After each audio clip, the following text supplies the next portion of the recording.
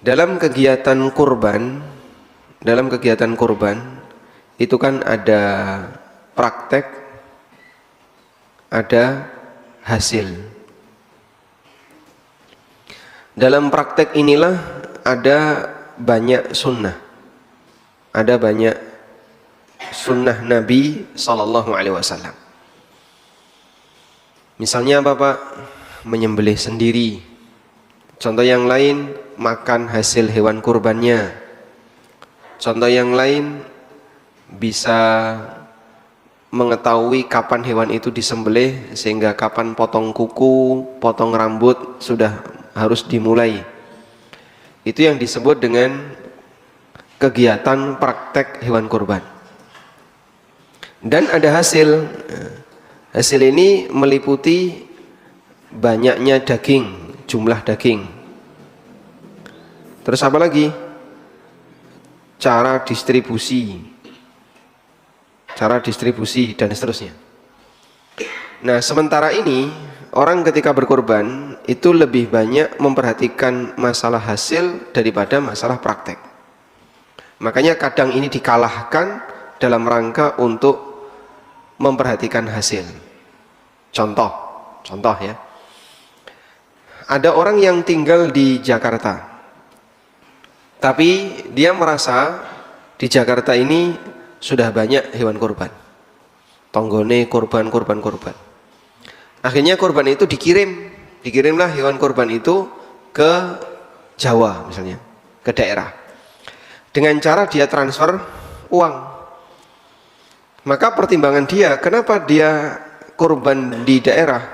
Pertimbangan dia adalah agar distribusi daging hewan kurban itu lebih menyentuh ke pedesaan. Dia ngalai tidak melihat hewan kurban, otomatis tidak bisa ikut menyembelih dan hanya dapat WA-nya saja. Wedhusmu wis tak bleh. Dia hanya dapat informasi saja. Sehingga dalam prakteknya ada banyak sunnah yang tidak bisa dia kerjakan dalam rangka untuk memperhatikan distribusi hewannya. Maka dalam hal ini dia lebih memperhatikan sisi hasil daripada memperhatikan sisi praktek.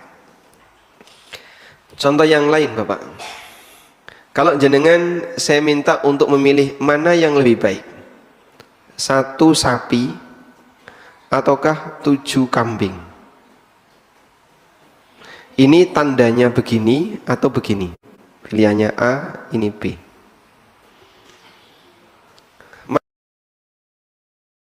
Atau 7 kambing.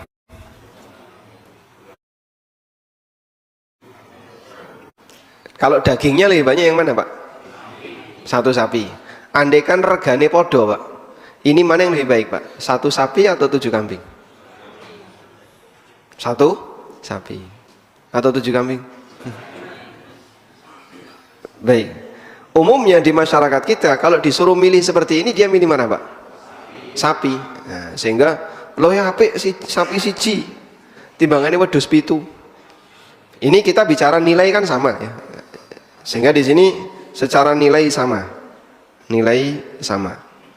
Tapi umumnya masyarakat lebih milih 1 sapi lebih afdol daripada 7 ekor kambing. Sekarang pilihannya 1/7 sapi dengan 1 kambing. Nah, lebih baik yang mana? Sapi. Sekali sapi tetap sapi ya. Jadi sama seperti di atas ya, timbangannya wedhus siji ya mending melu urunan sapi. Akhirnya dia tetap milih yang ini karena ini dari sisi hasil lebih banyak. 1/7 sapi dari sisi hasil, kalau kita pertimbangan hasil, ini lebih banyak dibandingkan hasil kambing. Dari sisi hasil ya, sapi lebih banyak. Tapi kalau dilihat dari nilai sunnah, dilihat dari nilai sunnah, 1 kambing itu lebih afdol dibandingkan 1/7 sapi. Kenapa? Karena Nabi SAW itu kurbannya utuh 1 nyawa. dan beliau tidak berkorban sepertujuh nyawa, meskipun beliau mengizinkan para sahabat untuk urunan beli onta atau urunan beli sapi. Tapi kan orang memperhatikannya lebih ke perhatian hasil. Lebih oke sapi mas timbangannya kambing. Akhirnya disarankan lebih baik urunan sapi daripada beli satu ekor kambing. Baik, ini contoh ya. Kita lebih banyak memperhatikan dari sisi hasil daripada dari sisi praktek. Itulah yang terjadi di umumnya masyarakat. Padahal kalau kita membahas urusan takwa, maka praktek ini seharusnya lebih dominan, lebih diperhatikan. Yang penting pokoknya prakteknya kudu bener, makin bener makin gede ganjarannya. Sebab kurban itu bukan sebatas banyak-banyaknya daging, tapi kurban itu lebih kepada takwa. Makanya Allah ingatkan dalam Al-Quran. Allah berfirman, "La yanalallaha luhumuha wala dima'uha walaki yanaluhu taqwa minkum." Yang sampai kepada Allah bukan dagingnya, bukan darahnya, tapi yang sampai kepada Allah adalah takwa dari kalian. Maka orang ketika berkorban semakin bertakwa, semakin bagus nilai pahalanya. Maka kalau ada orang misalnya dia berkorban namun lebih sesuai dengan aturan Nabi SAW, maka insya Allah nilai pahalanya akan lebih besar. Baik, kecuali jika ada faktor yang lain. Ada faktor yang lain itu misalnya ya ini dalam rangka untuk mendukung dakwah misalnya. Misal ya, ini di daerah yang menjadi sasaran misionaris, banyak orang yang maleh agamane ya, berubah agama hanya gara-gara apa? Mie instan. Nah, jika mie instan nurut, apalagi wong Jawa dipangku mati. Sampai agama berubah gara-gara masalah panganan. Maka kalau misionaris itu datang dengan membawa Indomie, ya, kaum muslimin datang dengan membawa daging. Nah, lebih mahal mana Pak? Hah? Sehingga sebenarnya kita bisa melakukan islamisasi dengan hasil yang dimiliki oleh masyarakat ketika berkorban. Wah, ini kurbannya turah-turah ya Pak. Di sini jamaahnya dari 300 kakak menyembelih 30 sapi dan 200 kambing. Turah-turah tuh. Nah yang kayak gitu misalnya kemudian dagingnya kita bawa keluar. Yang lebih baik gimana? Disembelih di tempat, lalu dagingnya didistribusikan keluar. Tapi kan orang pengen praktis ya, timbangannya ngirim daging, loh apik ngirim duit. Akhirnya diklik, kirim duitnya. Lebih praktis daripada ngirim daging. Tapi kalau Anda ngirim duit, nanti Anda tidak bisa menyaksikan penyembelihan, tidak bisa makan hasil hewan itu, sebab dia disembelih di tempat yang lain. Saya pernah dapat cerita ini, katanya ini kejadiannya di Gunung Kidul. Dulu kurban itu kan jarang ya Pak, dulu ya. Sekarang Masya Allah sudah mulai semarak, kesadaran masyarakat untuk berkorban semakin banyak. Padahal dulu itu mungkin hewan kurban itu banyak, tapi yang mau berkorban lebih sedikit. Sehingga satu kampung itu yang korban bisa dihitung. Akhirnya cah cilik itu keliling, ya, golek kira-kira sing ndi sing ana yang nyembelih ya. Nanti biar dapat bagian. Saya masih ingat dulu waktu saya kecil ya. Saking tidak adanya korban ya, sehingga cuman dikasih daging 1 on ya. Ketika korban itu pun dari pondok ya. Dari pondok ngasih daging 1 on. Wah, itu senang biasanya. Sekarang per kakak dikasih berapa biasanya? 2-3 kilo itu Masya Allah. Belum lagi jadi panitia. Nah itu ya, sak keluarga sing metu jadi panitia wong piro? Wong 5 itu kabeh. Sampai ada yang kayak gini Pak, Jadi di kampung itu ada orang nyumbang kurban berupa kambing jantan yang gemuk. Nah, kemudian ditaruhlah di musola atau pokoknya di salah satu warga. Nah, warga ini kerasa eman. Wedhus apik kaya ini kok dibeleh. Akhirnya tidak disembelih, Pak, dirawati, Pak. Wedhus apik kok dibeleh, eman. Sehingga dia tidak disembelih tapi diapain? Dirawati. Saat Idul Adha dan hari tasyrik, hewan itu tidak jadi disembelih tapi dirawat sama warga. Karena eman kalau wedhus apik dibeleh. Nah, pendidikan kayak gini belum sampai kepada mereka. Sehingga ukuran mereka adalah ukuran materi. Melihat seperti ini, mereka nggak tega untuk menyembelih. Makanya kita ingatkan bahwa kurban itu dalam rangka apa? Takwa. Semakin bagus hewannya, nilainya akan semakin besar takwanya. Nah, di sini ada 3 fikih yang perlu kita pahami agar ketakwaan kita ketika berkorban semakin maksimal. Yang pertama adalah aturan memilih hewan. Yang kedua, aturan menyembelih. Yang ketiga, aturan pemanfaatan. Intinya begini, dalam setiap ibadah yang kita lakukan itu ada 3 titik yang perlu kita perhatikan. Pra, ketika, pasca. Ada 3 titik yang perlu kita perhatikan ya. Sebelum, ketika, setelah. Semua bentuk ibadah kayak gitu. Sadurunge salat, apa sing kudu dingerteni, pas nalikane salat, apa sing kudu dilakoni, sak rampunge salat, apa yang harus dilakukan. Sehingga ada 3 hal yang harus dilakukan oleh seseorang ketika dia beribadah. Sebelum ibadah, ketika ibadah, dan pasca ibadah. Baik, sekarang kita akan bahas yang pertama. Kita klik yang pertama. Klik ke sini ya. Nah, dalam memilih hewan korban ada 3 unsur kriteria yang perlu diperhatikan berkaitan dengan jenis, usia, dan bebas cacat. Kita langsung menuju jenis. Jenis hewan korban itu apa? Bahimatul an'am. Sebagaimana yang Allah sebutkan di surat Al-Hajj ayat 28. Wa yadhkuru ismallahi fi ayyamin ma'lumatin ala ma razaqahum min bahimatil an'am. Mereka mengingat nama Allah fi ayyamin ma'lumat, di hari-hari yang telah diketahui, dan yang dimaksud di sini adalah hari tasyrik.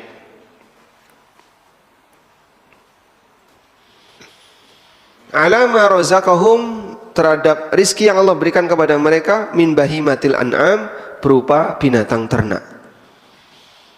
Allah sediakan binatang ini untuk dikorbankan oleh manusia. Makanya jumlahnya itu selalu mencukupi, Pak.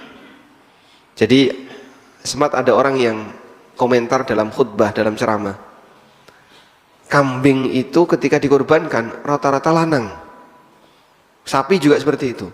Tapi tidak ada istilah kemudian populasi kambing jantan habis, itu tidak ada. Tahun ini sekian ratus, sekian ribu, besok ada lagi, besok ada lagi. Sapi juga sama. Subhanallah. Nek menungso kan wedoke luwih akeh timbangane sing lanang. Kewan dibalik. Populasi yang jantan lebih banyak daripada betina. Padahal itu sudah disembelih tiap tahun. Yang betina kan dibiarkan. Karena banyak di antara masyarakat kita kalau kurban itu rata-rata apa? Jantan. Baik. Dan definisi bahimatul an'am adalah onta, sapi, kambing dengan semua variannya. Onta itu ada banyak macam.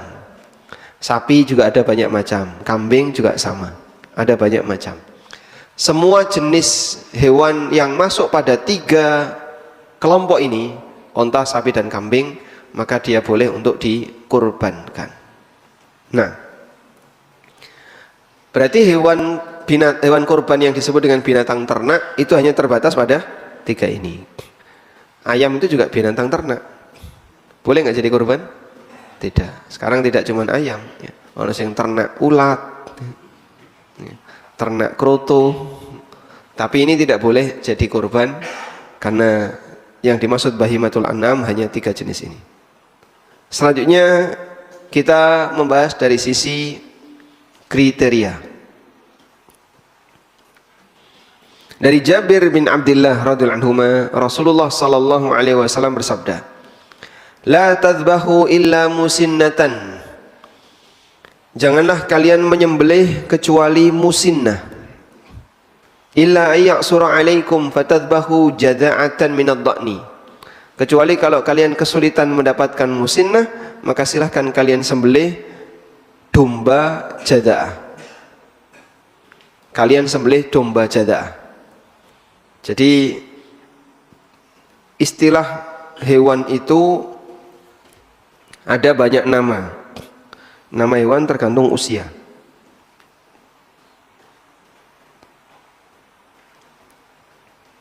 Nama hewan berdasar usia. Kalau dalam bahasa kita, anone wong loro, nek gak pedet sapi, cempe, terus kakaknya cempe apa? Hah? Wedhus. Jadi kita tidak punya banyak istilah. Dalam bahasa Arab, nama hewan berdasarkan usia itu banyak. Ada jada'ah, ada musinnah, ada yang disebut dengan thani,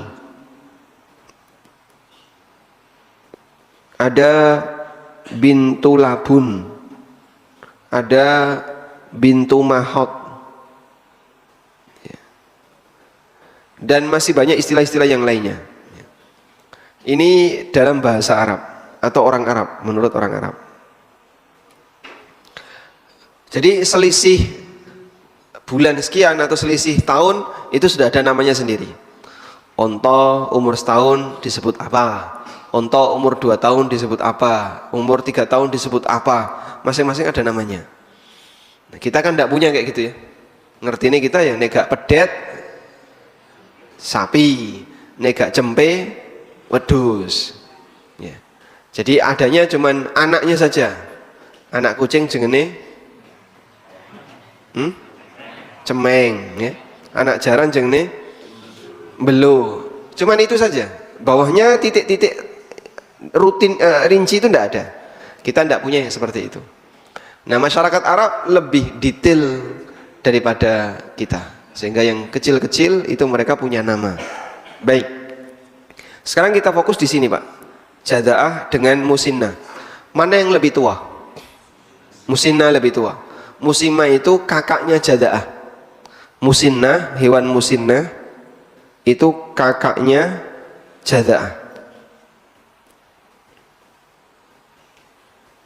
Nah, sehingga jada'ah ini hewan yang masih muda. Sekarang coba kita lihat. Nabi SAW melarang berkorban kecuali hewan musinnah. Nah, kalau nggak punya musinnah, boleh jada'ah tapi yang bentuknya domba, khusus domba.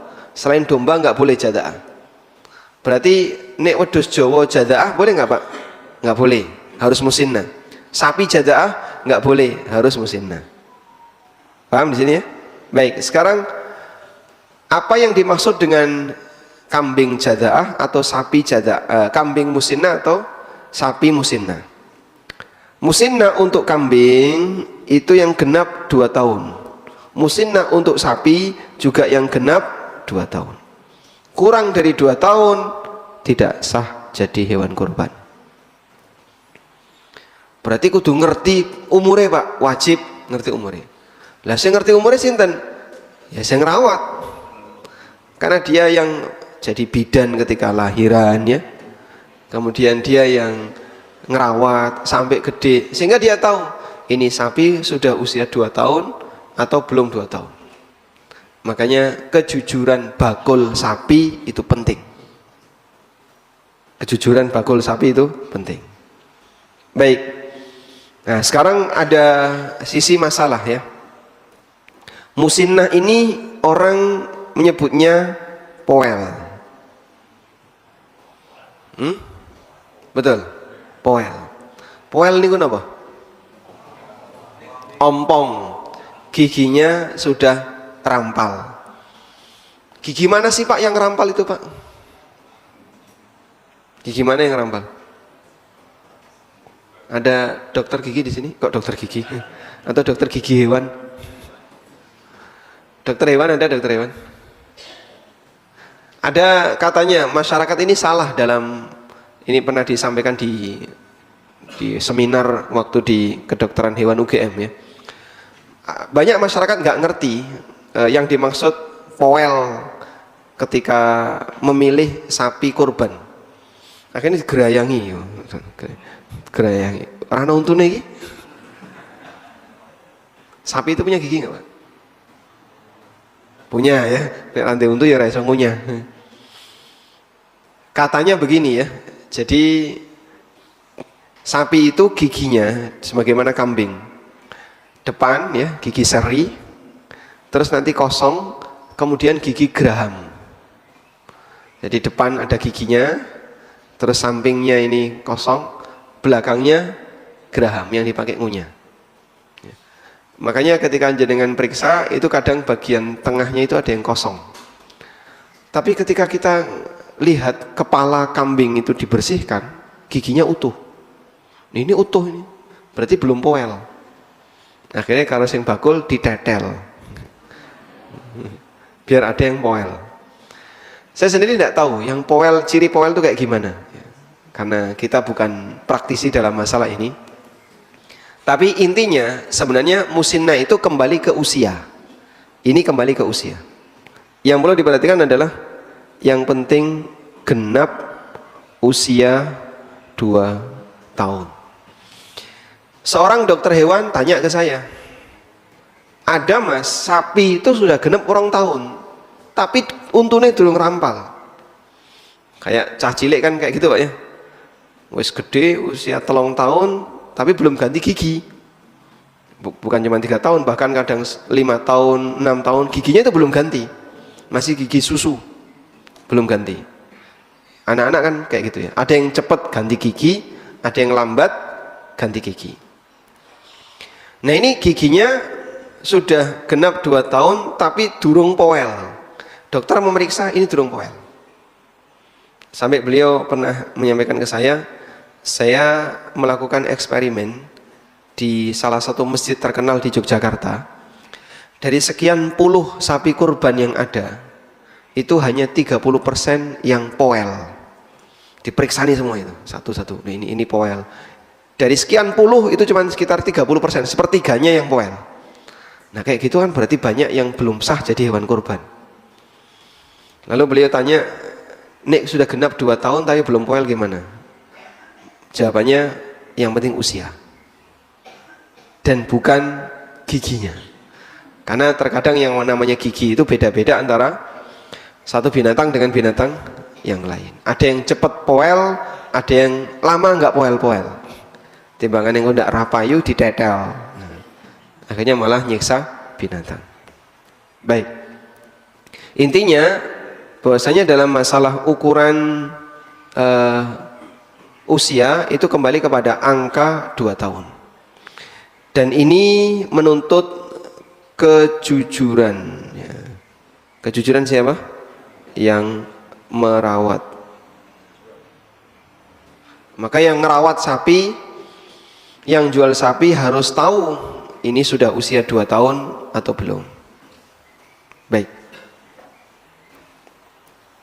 Sedangkan musinnah untuk onta adalah 5 tahun. Nah ini lebih lama daripada sapi dan kambing. Kalau jaza'ah Pak, nah, kalau jaza'ah itu 1 tahun. Dan bisa juga ada sebagian yang mengatakan 6 bulan. Kalau sudah genep 6 bulan, maka gembel sudah bisa disembelih. Kambing, domba sudah bisa disembelih.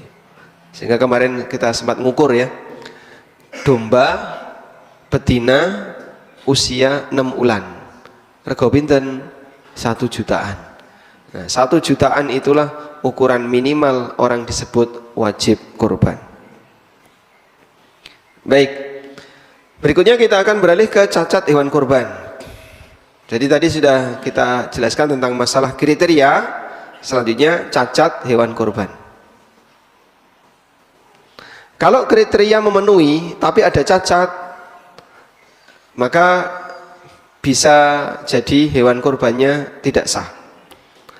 Namun tidak semua cacat menyebabkan tidak sah. Coba kita lihat di sini ada 3 macam cacat. Yang pertama, cacat yang menyebabkan tidak sah untuk dikurbankan. Dari Al-Barra bin Azib, Rasulullah SAW bersabda, arba'atun la yajziyanna fil adhahi. Ada 4 jenis cacat yang tidak sah untuk kurban. Yang pertama, al-awra'u al-bayyinu awruha. Buta sebelah matanya yang jelas butanya. Wal maridatul bayyinu maraduha. Yang sakit dan jelas sakitnya. Wal arja'ul bayyinu dhal'uha. Yang pincang dan jelas pincangnya. Wal kasiratul lati la tunki. Dan al-kasirah, binatang yang sangat kurus seperti la tunki, yang enggak ada isinya. Mau balung kalau kulit tok disembelih. Apabila ada 4 ini, maka hewannya tidak sah disembelih. Sekarang kita lihat keterangannya. Buta sebelah yang jelas butanya. Kalau buta dua-duanya gimana? Sah atau tidak? Yang dilarang dalam hadis adalah yang buta sebelah. Kalau buta dua-duanya, loh ya, parah timbangannya yang pertama. Itu yang disebut dengan kias aula. Kias aula itu ketika ada yang lebih parah maka hukumnya lebih kuat. Jika butanya belum jelas atau rabun, orang yang melihatnya menilai belum buta, meskipun pada hakikatnya buta, maka boleh dikorbankan. Jadi begini Pak, buta yang jelas butanya, jelas buta itu menurut ukuran manusia atau menurut ukuran kambing? Menurut standar manusia atau standar kambing? Manusia. Kenapa tidak menurut standar kambing? Are iso matur arep kondo piye? Jadi yang dimaksud buta dan jelas butanya itu adalah menurut standar orang yang melihatnya. Bisa jadi begini, nek di sawang ketoke kok normal, matanya normal ini Pak, tidak ada masalah. Tapi ternyata putus saraf di belakang, sehingga nggak kelihatan kalau hewan ini sebenarnya buta. Dan hewan ini nggak pernah bilang kalau dia buta. Maka yang kayak gini boleh nggak dikorbankan? Boleh. Kenapa? Kenapa? Karena tidak diketahui kalau dia buta. Baik. Cara ngecek kebutaan gimana? Cara ngecek kebutaan gimana? Tidak ada. Ngasih makan. Buta sebelah loh ya. Dia sebelah bisa lihat. Jenengan tuhi panganan loh. Moro iki Pak. Gelem teko, berarti kan gak buta. Karena yang dia melihat pakai sebelah matanya. Nah, saya diajari Pak Dokter. Caranya begini Mas. Ya, bawa pakai utek atau apapun, colokkan ke matanya. Nah, colokkan ke matanya. Begitu colokkan ke matanya, tapi jangan nempel ya. Kok merem, nah itu berarti tidak buta. Jadi dia punya gerak refleks seperti kita. Ketika ada sesuatu yang bahaya nyerang mata, maka kelopak ini otomatis nutup. Sampai pernah saya diajak keliling di kerajaan itu, waktu ada banyak kambing korban, disenteri. Nah, ada salah satu kambing yang matanya itu putih. Jadi di sekitar kornea itu berwarna putih, bulat gitu, putih. Akhirnya dicurigai buta. Wah, ini ono koyo ngene. Pas di center, kok kayak gini. Dicurigai buta. Tapi ketika tangan kita, jari kita diarahkan ke matanya, merem dia. Oh, berarti ini tidak buta. Walhamdulillah. Besok bleh. Baik. Selanjutnya yang berikutnya, sakit yang jelas sakitnya. Jika sakitnya belum jelas, hewan tersebut kelihatan masih sehat, maka boleh dikorbankan. Misalnya ada kambing Dilihat dari luar sehat kok ini, padahal sebenarnya gergesi, tapi ra iso kondo. Aku jane yang gergesi tapi wong gak ngerti. Boleh nggak dikorbankan? Boleh. Kenapa? Tidak kelihatan sakit. Yang ke berikutnya, pincang yang tampak jelas pincangnya. Tampak jelas pincangnya itu standarnya ini, tidak bisa berjalan normal, sehingga kalau dia jalan sama teman-temannya selalu ketinggalan. Ini hewan yang jelas pincangnya. Nah, dan terlalu kurus itu juga nggak boleh, karena terlalu kurus nanti tidak ada daging yang bisa dikonsumsi. Walhamdulillah. Berikutnya, jenis cacat yang menyebabkan makruh. Ada hadis yang mengatakan hewan cacat yang nggak boleh dikorbankan, tapi hadisnya dhaif, yaitu telinga terpotong atau tanduk yang pecah. Namun hadis ini dhaif, sehingga sebagian ulama menggolongkan cacat ini hanya menyebabkan makruh dipakai untuk kurban. Dan dulu para sahabat itu perhatian dengan urusan telinga dan tanduk, sehingga mereka ketika beli hewan kurban itu golek sing ana sungune yang bertanduk. Yang kedua, telinganya utuh dan tidak sobek. Baik. Ada binatang yang biasanya gemuk, ya, bagus, tapi kupingnya cilik. Kambing apa itu? Garut. Ya. Kambing Garut, ya, wedhus Garut itu telinganya kecil. Coba kita lihat di sini. Wedhus Garut. Ini dodol Garut ya enak ya. Nah lihat Pak, ini kayak nggak punya telinga. Iya, nggak ada telinganya ya, kecil. Kambing Garut. Inilah kelemahan kambing Garut kalau dipakai korban. Padahal salah satu di antara anjuran ketika korban itu, dulu para sahabat memperhatikan telinga. Telinganya bagus, panjang misalnya, utuh, itu lebih baik daripada yang telinganya bermasalah. Ya meskipun kita tahu kambing Garut itu telinga kayak gini asli, dan memang dia jenis kambing yang telinganya sangat kecil. Baik, boleh nggak Pak ini dipakai korban? Oh ini apik ini kayak gini, gagah ya, sungune apik, okay. Kemudian melihatnya pakai hitam. Hewan yang berkacamata itu lebih baik daripada yang tidak berkacamata. Karena Nabi SAW ketika korban dikatakan oleh sahabat, kambing beliau itu melihat dengan warna hitam, berdiri dengan hitam, dan duduk dengan hitam.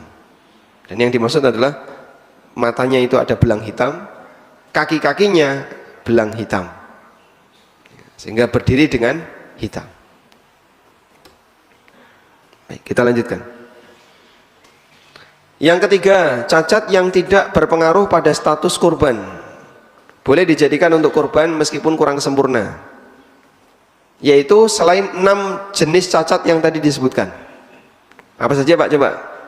Buta sebelah, terus sakit yang jelas sakitnya, 3, pincang yang jelas pincangnya, yang keempat terlalu kurus, yang kelima telinga sobek, yang keenam tanduk pecah. Nah yang seperti ini, 4 pertama cacat batal, 2 berikutnya adalah cacat makruh.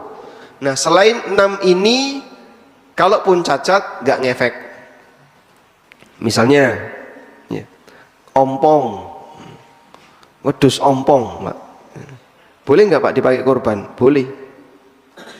Contoh yang lain, tidak berekor. Contoh yang lain, bunting, tidak berhidung, wallahu a'lam. Dan masih banyak yang lainnya ya. Apa? Misalnya hewannya sanglir, tahu sanglir? Paham ya? Tapi ini orang yang bukan Jawa nggak ngerti ini. Yang skrontumnya hilang 1. Hewan jantan skrontumnya hilang 1. atau hewan yang dia sudah dikebiri, itu cacat ya. Tapi cacat ini justru menguntungkan, karena ketika hewan itu dikebiri, ternyata secara umum dagingnya lebih padat daripada ketika hewan itu dikawinkan, yang jantan terutama ya. Maka Nabi SAW pernah menyembelih kambing yang dikebiri, menyembelih kambing yang dikebiri.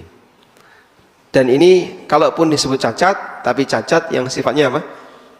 Tidak mempengaruhi keabsahan hewan kurban.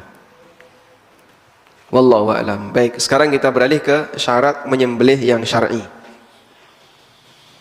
Bagaimana cara menyembelih yang sah? Ini kudune praktek. Ini praktek kan lebih cepat, Pak. Di luar ada kambing nggak, Pak? Yang pertama, orang yang menyembelih harus mampu berniat, sehingga dia harus mumayyiz dan berakal. Selanjutnya, orang yang menyembelih harus muslim atau ahli kitab. Kalau yang menyembelih kafir, non muslim atau musyrik, nggak boleh menyembelih. Nanti kalau menyembelih jadinya apa? Batal. Dan yang namanya muslim wajib sholat ya. Muslim wajib sholat. Nek ra tau sholat, non muslim, maka jagal sing gak tahu sholat tidak boleh jadi jagal, kecuali kalau dia hanya nguliti saja nggak apa-apa. Tapi kalau ikut menyembelih nggak boleh. Sehingga pastikan kalau ngundang jagal, jagal yang sholat, syukur takmir. Nah, kalau takmir kan mesti melu sholat insya Allah ya. Nggak boleh jagal kok ratau sholat tapi jadi jagal. Itu bisa menyebabkan hewan sembelihannya jadi batal. Yang ketiga, ketika melukai hewan punya maksud untuk menyembelih, Jika dia melukai hewan bukan dengan maksud menyembelih, maka tidak halal untuk dimakan. Misalnya untuk membela diri, ada kambing yang nyerodok, terus bapak bawa pisau atau bawa tombak, akhirnya ditombakkan terus mati, maka ini tidak boleh dimakan. Karena kita membunuh hewan ini tujuannya bukan dalam rangka untuk memakan dagingnya, tapi tujuannya apa? Dalam rangka untuk membela diri. Nah, selanjutnya, apakah disyaratkan harus diniatkan untuk dimakan? Bagaimana hukum menyembelih tapi niatnya tidak untuk dimakan? Ada dua pendapat ulama dalam hal ini. Ada yang mengatakan tidak harus niat untuk dimakan, ada yang mengatakan harus diniatkan untuk dimakan. Dan insya Allah pendapat kedua ini yang lebih kuat. Kue nyembelih kudu ono niat nanti mau makan dagingnya. Contoh yang tidak ada niat untuk dimakan dagingnya adalah di sini, nyembelih untuk bahan penelitian. Akhirnya nyembelih ayam tapi tujuannya untuk bahan penelitian. Nah, yang kayak gini nanti ayamnya tidak boleh dimakan ya. Ada salah satu teman dokter hewan ya, atau mungkin jurusan peternakan beliau, yang membuat eksperimen menetaskan ayam dalam waktu yang lebih cepat. Dia buat eksperimen. Akhirnya ketika uji coba, Pak, Masya Allah, dia itu sampai kasihan, mau metu sirai tapi awake lengket dengan telur. Jadi badan bawah ini berupa telur, atasnya kepala ayam. Banyak yang kayak gitu. Iki nek timbarno wae ora urip. Akhirnya ada yang jadi cuma setengah, ada yang 3/4. Ayam itu jadi 3/4. Kemudian disembelih semuanya. Semuanya disembelih. Baik, ini contoh menyembelih tapi tujuannya apa? Untuk penelitian. Dan ini tidak boleh dimakan karena tujuannya ketika nyembelih bukan untuk dimakan dagingnya. Nabi SAW pernah bersabda, "Ma min insanin qatala usfuran." Apabila ada seseorang yang membunuh usfur, membunuh membunuh burung usfur yang kecil, fama fauqaha, atau yang lebih kecil daripada itu, bighairi haqqin, tapi tanpa alasan yang benar, maka besok di hari kiamat akan ditanya oleh Allah Ta'ala. Nah, model sing-singane nembak-nembak ya. Burung gereja ditembaki. Kenapa ini? Latihan nembak. Latihan nembak kaya makhluk hidup. Apalagi kok golek baduke wong. Bahaya. Para sahabat tanya, wa ma haqquha? Lalu apa haknya? Nabi SAW mengatakan, yadhbahuha fayakuluha. Dia sembelih untuk dimakan. Tidak boleh dia potong kepalanya, yarmi biha, kemudian dibuang. Dan Ibnu Aqil menyebutkan, Imam Ahmad berpendapat bahwa semua yang dilarang dalam syariat tidak sah sembelihannya. Maka orang nyembelih dalam rangka untuk dipakai penelitian, nanti yang enggak dipakai, misalnya dagingnya atau apanya, tidak boleh dimakan. Wallahu a'lam. Yang kelima, tidak untuk persembahan selain Allah, jelas ya. Yang keenam, tidak diikrarkan untuk selain Allah. Bedanya apa antara yang 5 dan 6 ini, Pak? 5 itu bab niat. Kalau 6 ini ikrar. Ada orang yang menyembelih bismillah saat menyembelih, tapi niatnya tujuannya untuk kanjeng wali yang dia hormati. Ini sembelihannya batal. Yang ke-16 ini bicara ikrar. Ikrar ketika menyembelih harus ikrar untuk menyembelih. Bismillahi Allahu Akbar. Kemudian sebutkan, ini adalah kurban atas namaku dan seluruh keluargaku. Yang ke-7, harus menyebut nama Allah. Kalau nggak nyebut nama Allah, tidak sah. Dan ulama mensyaratkan bacaan basmalah ini harus dilakukan sesaat sebelum menyembelih. Tidak boleh berjauhan ya. Golei pisau sudah baca bismillah. Sudah? Itu bisa 15 menit sendiri dapat pisau. Baru kemudian dia nyembelih. Maka bacaan bismillah 15 menit yang lalu harus diulang. Alat yang digunakan untuk menyembelih harus pisau yang bisa melukai dan mengalirkan darah selain kuku dan gigi. Dari Rafi' bin Hadij radhiyallahu anhu, Nabi SAW bersabda, man anharad dam wa dzukira smullahi alaihi fakulu. Apabila alat itu bisa mengalirkan darah dan disebutkan nama Allah, silakan makan. Malam yakun sinnan au zufran, selama bukan gigi atau kuku. Karena ada orang di masa silam ketika nyembelih pakai kuku, dan itu orang Habasyah, sehingga ayam itu pakai jempolan. Nah, itu di jempolan digunakan untuk motong tenggorokan. Ada juga yang pakai gigi, ketika nyembelih digigit. Nah, contohnya apa ini? Hah? Saya pernah lihat video orang kayak gitu, nyembelih ayam itu digigit, terus orangnya jadi kesurupan. Nah, kalau pakai digigit seperti ini, nyembelih ayam dengan cara digigit, haram nanti untuk dikonsumsi. Ya. Yang ke-9, harus sampai mengalirkan darah di tempat yang benar. Mengalirkan darah di tempat yang benar itu apa? Kalau unta di bagian bawah. Ya. Kalau unta di bagian bawah.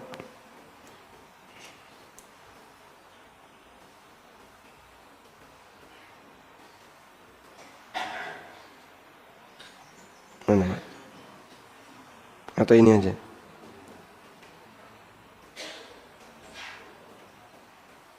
Nah, ini yang disebut dengan nahar onta. Kelihatan kata nahar, ya? Kelihatan an-nahru ya.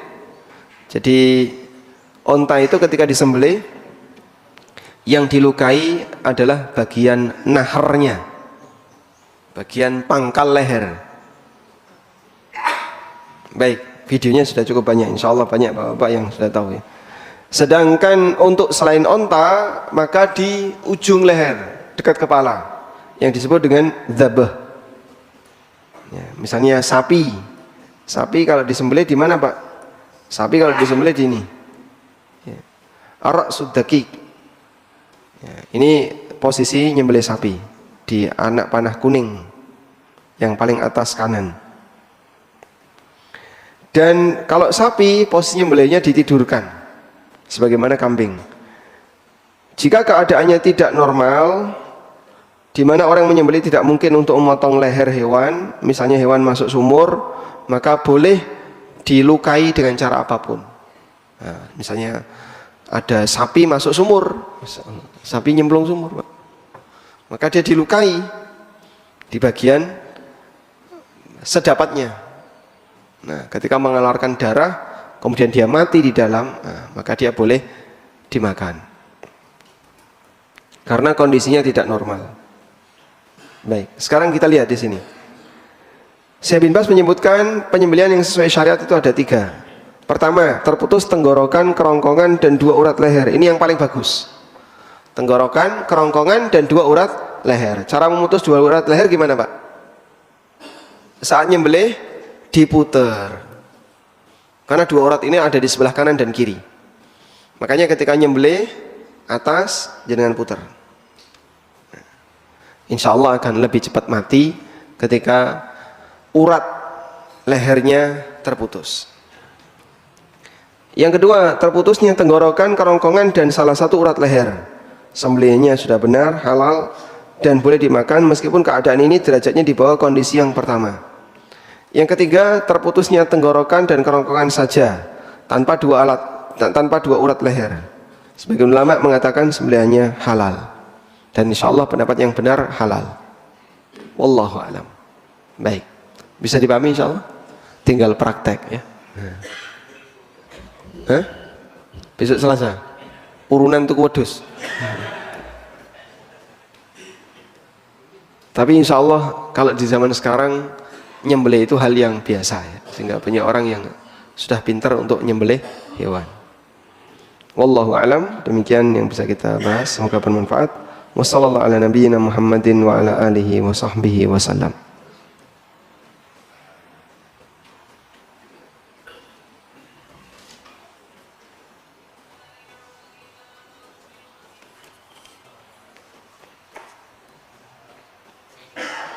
Bagaimana hukum menjual daging korban? Jika yang menjual bukan sahibul korban, boleh. Misalnya dia fakir miskin di kampung itu lalu dikasih jatah kurban, maka nanti dia boleh menjual apa yang sudah dia dapatkan. Tapi kalau sahibul kurban, dia menjual sendiri hasil kurbannya, nggak boleh.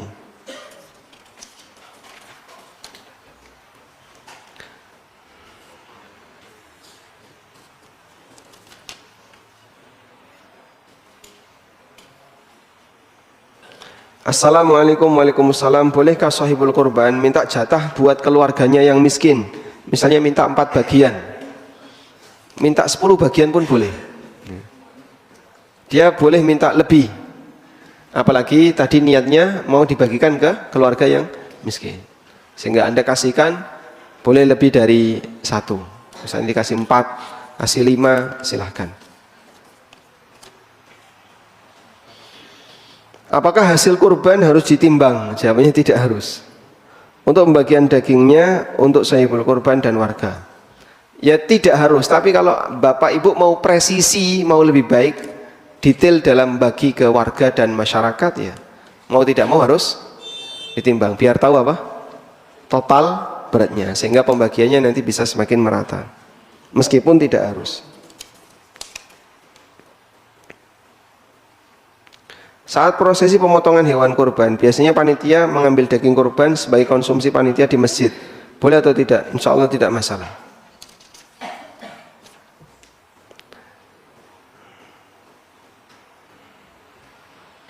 Assalamualaikum. Waalaikumsalam. Apakah beda doa menyembelih 1 kambing dengan menyembelih 1 sapi yang rombongan? Jawabannya sama. Ya. Sehingga kalimatnya, karena dalam menyembelih kan tidak menyebutkan nama hewan, tapi menyebutkan nama kegiatan. Bismillahi Allahu Akbar, Allahumma hadha wa minka, Allahumma hadha minka walaka an fulan fulan fulan fulan fulan wong pitu, dari atau dari 7 orang yang merupakan pemiliknya. Nah, seperti itu juga boleh. Sehingga kita gunakan kalimat umum bahwa ini dari sekian orang yang merupakan pemiliknya.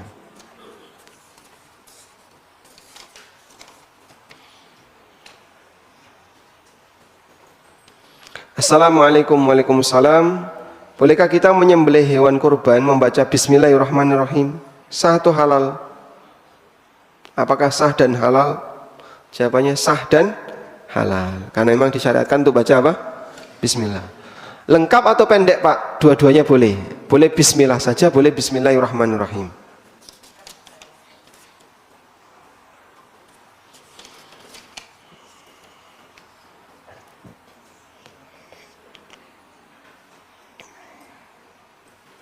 Assalamualaikum. Waalaikumsalam.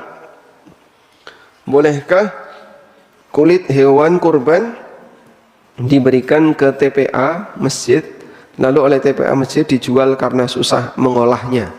Boleh, insya Allah. Dan ini jadi solusi ya. Kulit nggak boleh dijual. Terus solusinya pripun Pak? Jenengan kasihkan ke lembaga pendidikan atau yayasan apapun. Penerima ini boleh jual.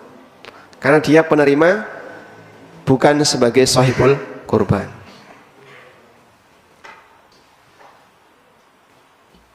Assalamualaikum. Waalaikumsalam. Apakah wajib sahibul kurban melihat sembelihan kurban yang jauh dari rumah? Jawabannya tidak wajib. Anda boleh cuma dapat kabar saja, Pak, menginfo sudah kami makan.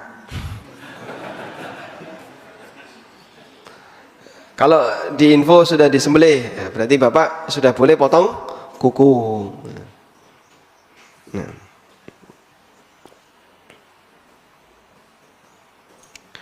Assalamualaikum. Waalaikumsalam. Saat kurban biasanya mengatasnamakan satu orang saja untuk seluruh anggota keluarga. Apakah pahalanya sama bagi seluruh anggota keluarga tersebut? Insya Allah sama. Atau bisa jadi kepala keluarga lebih besar karena dia yang beli kambing, dia yang nyembelih, sehingga dia berhak pahala yang lebih banyak.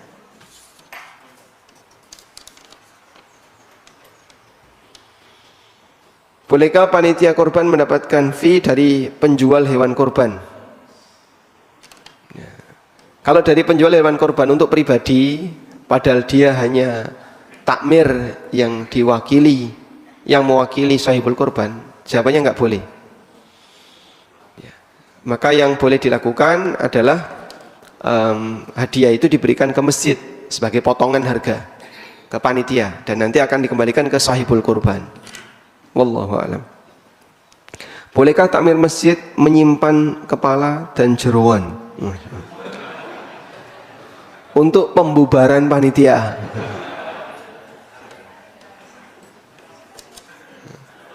Hah? Boleh atau tidak? Boleh, insya Allah, tidak masalah.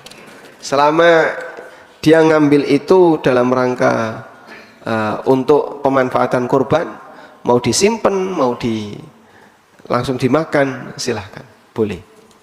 Wallahu a'lam. Assalamualaikum. Waalaikumsalam. Hukum berkorban atas nama perusahaan selain orang tidak sah karena sapi itu maksimal 7. Atas nama perusahaan, perusahaan ini berapa Mas pemilik sahamnya? Banyak, ya enggak bisa. Sehingga kurban di sekolah, urunan sak sekolahan cukup untuk beli seekor kambing, itu sah nggak sebagai kurban? Tidak. Terus gimana nyebutnya Pak? Hah? Latihan kurban. Ya. Kalau mau sah caranya gimana? Belikan sapi atau belikan hewan dari hasil iuran itu, lalu hadiahkan kepada salah satu guru. Ini hadiah untuk Bapak, silahkan Bapak gunakan sebagai hewan kurban. Nah, ketika disembelih atas nama beliau, insya Allah tidak masalah. Wallahu a'lam. Baik. Untuk pertanyaan yang lain yang tidak sesuai dengan tema, insya Allah kita bahas di waktu berikutnya, insya Allah ta'ala. Demikian yang bisa kita bahas, semoga bermanfaat. Wassallallahu ala nabiyyina Muhammadin wa ala alihi wa sahbihi wa sallam. Wa akhiru da'wana alhamdulillahi rabbil alamin. Wassalamualaikum warahmatullahi wabarakatuh.